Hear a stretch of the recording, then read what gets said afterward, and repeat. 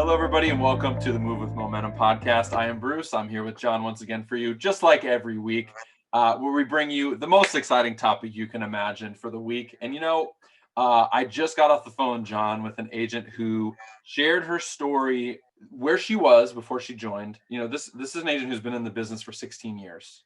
She knows how to write a contract. She knows how to build relationships. She knows how to give good service. What she was telling me is that the way the industry is going, she was about to get out of the business.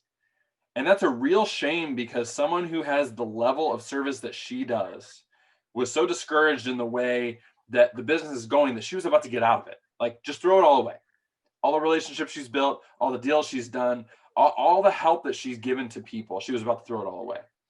And what she said was that she was just mired in this, she wasn't playing to her strengths, and she was just mired in this, I just can't do it anymore. And when we met her, her energy was low. She wasn't producing. She was set to do about a quarter of what she did last year. And now, just getting off the phone with her, she's energetic, she's bright, she's ready to talk about, her wins, and she shares it. So, what I want to talk about here is, if there's someone out there who's kind of struggling in their business and having trouble finding the North Star, or where to go, what is your suggestion for them to get back on the right track? Someone who has all the tools, but just needs to get back on it. What's your advice for them? Yeah, I mean, the crazy thing about what you just said is that we've been running virtually as well. So her former brokerage did a lot of stuff that's in person, and she came to us. We've done everything virtually. I think I've met her once in person, and then all of a sudden the business just totally changes directions. And I think it has to come down to energy and the story that we tell ourselves. So a lot of brokerages out there will kind of fear monger you right now into being like, this is what the future is going to look like. And it gets a lot of people kind of concerned about what's going to happen, and they lose love for the business, and they start thinking it's hard. And therefore, because they think it's hard, it is hard. Real estate's not hard. Real estate sales is not hard. You have to be communicative. You have to have market knowledge, and you have to be responsive. You just have to communicate with people, over communicate with people. And then you have to be around people who are like-minded, that are going to get you energized on a day-to-day basis to continue, because it is also riddled with failure. But look, if you're setting those expectations like, hey, it's going to be hard and you can overcome it, and here's the 10 ways that you can overcome those obstacles, and you around people who are constantly having breakthroughs, that's going to be the standard for you. The standard is breaking through. And at our last brokerage, you have a lot of people who are stagnant and comfortable, and that is the norm, versus ours, that is more of, we're breaking through all these limitations that we had before, and we're pushing each other to go further. So it's a mindset shift, and that's where it all starts. So the key thing is just getting in a new group of people with a different mindset that are going to motivate you and encourage you to go and do more than what you're currently doing. What's amazing, she did share that too, is that when she moved over to Momentum, and she started seeing, because we already had this culture of sharing your wins, and that's something that's been propagated from the start. And she said that one of the most profound things to her was the energy. So that's really funny that you say that.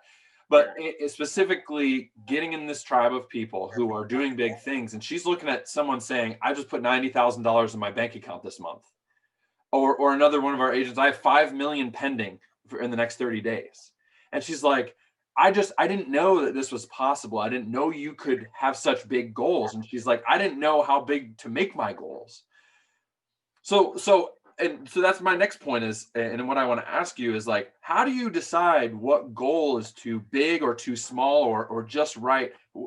How do you find that? What resources can you use to get to that? Because you don't want a goal that's too astronomical that you could never hit. But at the same time, I think having a goal that's too small is even more harmful.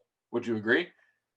Yeah, I mean, and your goals are going to be based on the people around you, right? So if you're hanging out with 5 different people, and the average producer at your brokerage is a 4-unit producer, and that's the average for the brokerage, then you're not going to have big goals. But if you're sitting next to somebody who's like, my goal's 10 mil, my goal's 15 mil, my goal's 40 mil, and you're there and being like, mine's 2 mil, then you're going to be like, well, maybe I should reevaluate my goals. And these people don't think that their goals are crazy. They're like, no, this is my actual goal. So you get around people who have bigger goals than you, and they'll bring you up, and then you spend more time with them.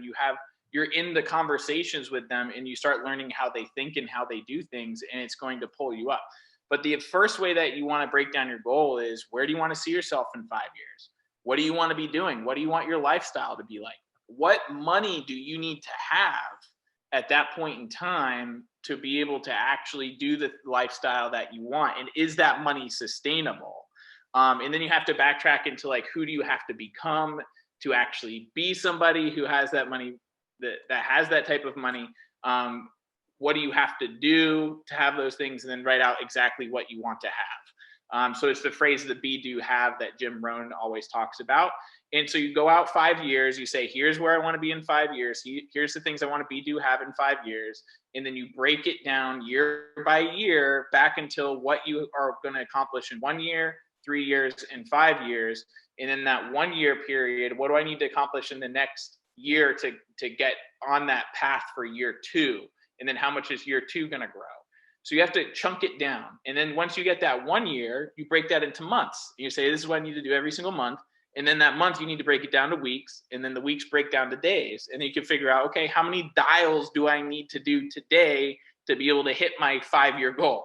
And every day that I don't do those dials, or I don't make those contacts, or I don't make those appointments, I'm robbing from my future self. And that's why, the vision boards are really cool. Yes, you can put them up there. I don't think that's enough. What I think most people need is a vision. First off, they have to have a vision, because you don't have a vision, you're just going to be drifting along. If you don't know what you want, you really need to figure out what that is. Think about, who do you want to be in 5 years? You can ask yourself a bunch of different questions. I won't get into that now. That's going to be a whole nother thing. But basically what you want to do is that first year, break it down into pieces that you can actually execute on. So for example, there's a lot of agents out there that want to go from like 0 to 60. And that's great. You can do that, but you also want to make sure that you're hitting your first downs. So like, hey, like that's great. You want to go to 0 to 60. You can't throw a 21 point touchdown, right? You can only get 7 points at a time, but you need those first downs. Championship teams win on first downs. They don't win on touchdowns. They win on first downs. They continue to have the ball. It's the same thing in real estate. You need to be thinking, okay, I know if I set an appointment a day, I'm going to hit my goal. That's it. That's your one metric that you focus on. But you need to start breaking it down from your long-term vision. Yeah, and taking it away from real estate, I was just thinking, when you were making the football analogy, I have to make an analogy that's as poignant as yours. So I have two, right? You can't, so like, say you want to go on a diet, right? You can't expect to eat spinach today and then be a supermodel tomorrow. Or the same thing, you can't expect to go to the gym and lift one weight and expect you're going to be Arnold Schwarzenegger the next day. So, but that makes sense, because that, you can't pick a lofty goal and then expect overnight you're going to hit it. You have to take measurable steps too. So you're saying the takeaway for setting a goal is find out where you want to be, but then you have to chop it up. I think that's a much more approachable way that you can actually get to where you want to go. That makes a lot of sense. So in real estate sales, there is, a certain path to success. But there's not just one. It's based on your strengths. And so something I want to share also that this agent shared with me is that she was focusing on the wrong things. She told me that she was trying to fit herself into what the box of the industry, what she thought the industry was, because everybody was telling her online leads are the only way to success. And that's not her strength. So I guess what I wanted to ruminate on a little bit is that, if you're feeling frustrated in your business or in your life, really, maybe you're focused on the wrong things. And so taking it back, and we've talked about strengths so much on this podcast, but it's so important. She switched. She's focused on her strengths, which is relationship building, and she's taking off. So like, just a little bit about finding your strengths and then being able to match your activities to your strengths in your life and your business. That's step one. You got to figure out what's easy to you, what you can do with excellence, and something that you enjoy, so you do it consistently. And that's how you know it's a strength: ease, excellence, and enjoyment. And that comes from Strength Finders. If you haven't taken your Strength Finders test, you should absolutely do it. Momentum brings in a coach that coaches its agents on their strengths. And then we basically say, here's your strengths, here's the lead sources that typically go with those strengths. You can decide for yourself what you want to do. It's your business, but this is going to get you in the right direction of making sure that you enjoy what you do. Because a lot of agents, Bruce, like you said, they're falling out of love with real estate. There's all these stories out here of the direction of real estate, or real estate's getting harder. It's not getting harder. It's actually easier than ever with the way that technology is going. You just are in the wrong conversation with a bunch of losers, like, honestly, because like they're bringing your mindset down, and it doesn't, the only thing that makes it hard is your mindset.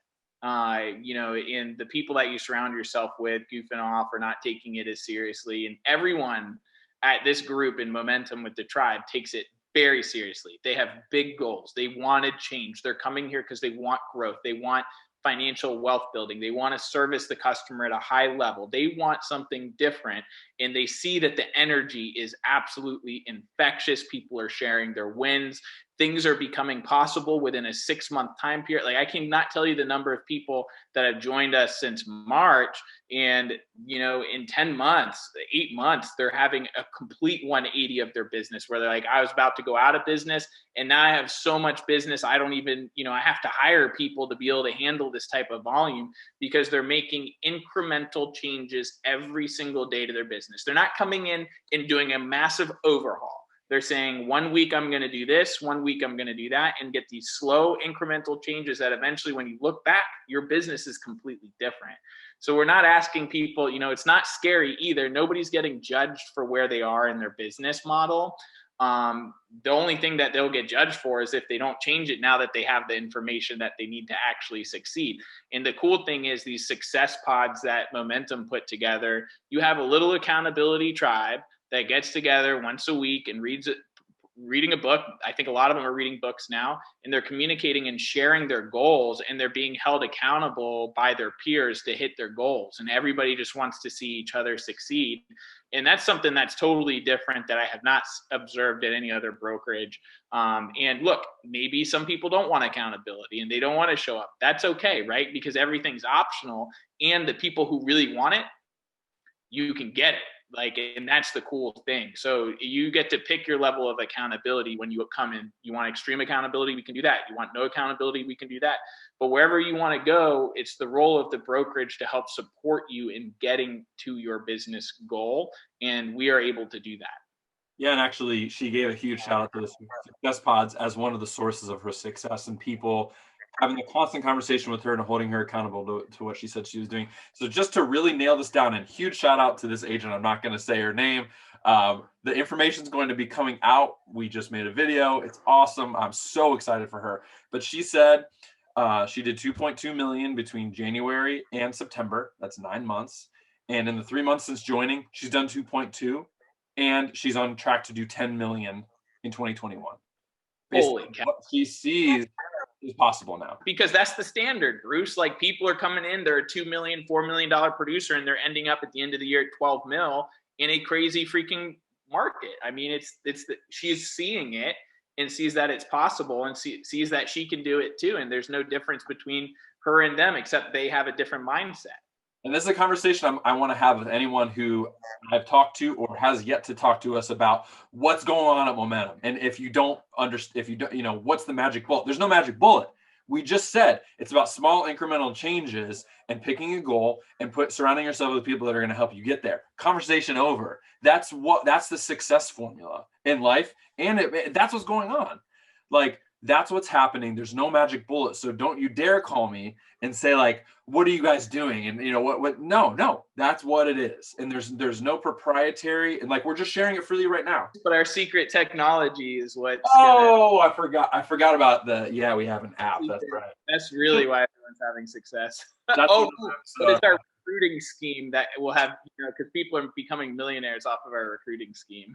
Yeah, that's right too. That's true. And as the recruiter, you can only imagine what my bank account looks like. All right, so I wanted this to be a short, punchy episode. I wanted to share her story. I wanted to just kind of maybe inspire at least one person to pick a goal and how to march your way to it. And thank you for that. Taking small, measurable steps is the way to do it. So we're going to leave it at that. Thank you for spending some time with me. And that's a wrap on another Move with Momentum podcast episode. Thanks a lot.